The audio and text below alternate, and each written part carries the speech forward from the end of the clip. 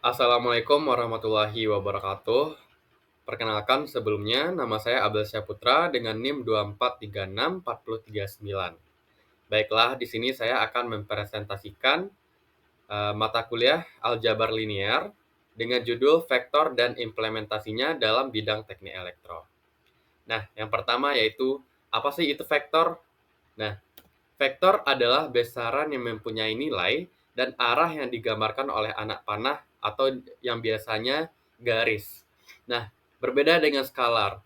Skalar merupakan besaran yang hanya mempunyai nilai, sedangkan vektor memiliki arah serta memiliki nilai. Vektor diberi nama dengan huruf kecil bergaris atau huruf kecil bergaris atas untuk menyebut titik pangkal dan ujungnya. Yang pertama itu ada anak panah untuk menunjuk arah yang ditunjukkan oleh vektor.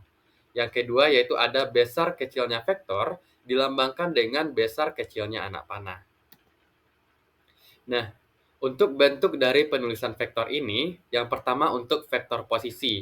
Nah, ditulis dalam notasi vektor terhadap titik acuan. Contoh, vektor posisi titik A dari O ditulis vektor O dengan huruf besar O dan A serta di garis atas.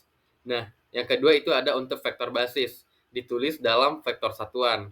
Nah, untuk vektor satuan, sumbu X adalah I, sumbu Y adalah J, dan sumbu Z adalah K.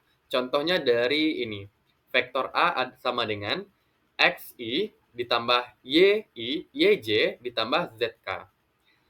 Nah, vektor satuan atau vektor E yang searah dengan vektor A. Untuk mencari dari vektor satuan, rumusnya adalah vektor A dibagi dengan panjang dari vektor A. Nah, selanjutnya itu ada vektor kolom dan baris, ditulis dalam matrik kolom atau baris. Nah, seperti pada gambar, vektor A sama dengan X, Y, Z, atau vektor A ditulis X, Y, dan Z. Nah, selanjutnya itu adalah vektor A dan B. Vektor A dan vektor B dikatakan searah apabila sejajar dan menunjuk arah yang sama.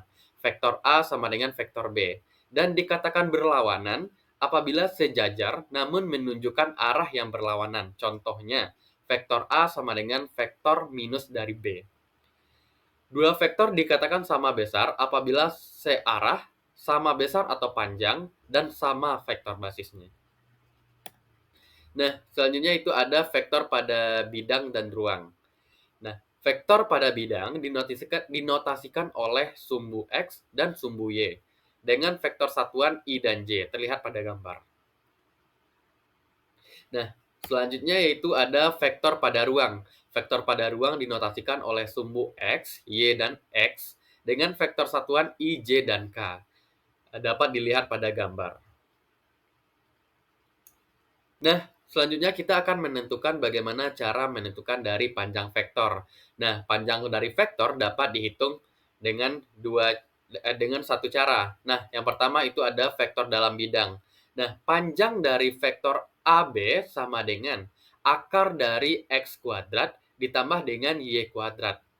Nah, apabila vektornya di dalam ruang, panjang dari vektor AB adalah hasil dari akar dari X kuadrat ditambah Y kuadrat ditambah dengan Z kuadrat.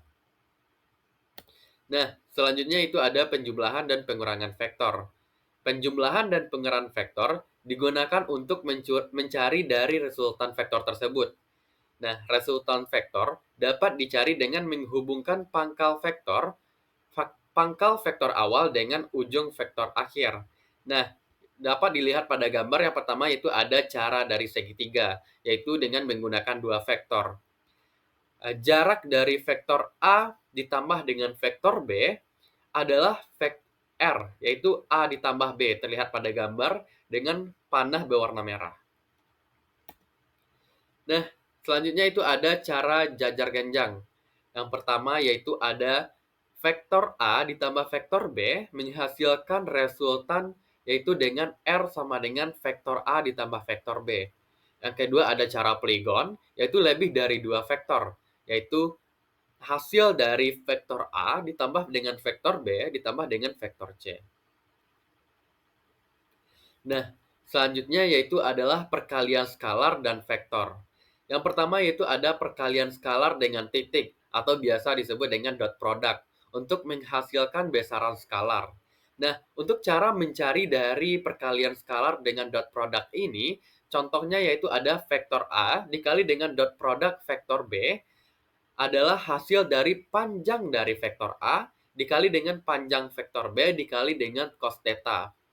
Yang kedua yaitu ada perkalian vektor atau cross product untuk menghasilkan besaran vektor yang tegak lurus terhadap dua vektor yang dikali silang. Nah, untuk definisi dari perkalian vektor atau silang cross product ini yaitu adalah A dikali dengan B adalah hasil dari panjang dari vektor A dikali dengan panjang vektor B sama dengan sin theta dikali dengan vektor satuan. Nah, selanjutnya yaitu ada bagaimana sih implementasi vektor di bidang teknik elektro. Nah, dapat kita lihat dalam bidang teknik elektro kita juga membahas berbagai macam hal. Nah, di sini kita akan mengimplementasikannya pada hukum kolom. Nah, langsung saja kita pada studi kasus untuk hukum kolom. Dilihat pada gambar, ada soal yaitu 3 buah muatan titik membentuk bangun segitiga sama sisi seperti gambar berikut. Jika panjang satu sisinya 3 cm, maka resultan gaya listrik yang dialami di titik A adalah. Nah, kita akan mencari bagaimana resultan gaya yang dihasilkan di vektor A. Yang mana resultan gaya di vektor A ini dihasilkan dari resultan gaya pada A dan C dan vektor A dan resultan gaya pada A dan B.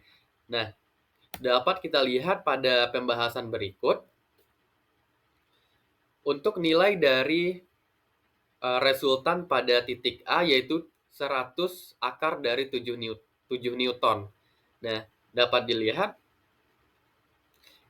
untuk A dengan C yaitu tarik-menarik dikarenakan A memiliki muatan positif sedangkan C memiliki muatan negatif. Sedangkan A dengan B yaitu tolak-menolak dikarenakan A bermuatan positif dan B bermuatan positif.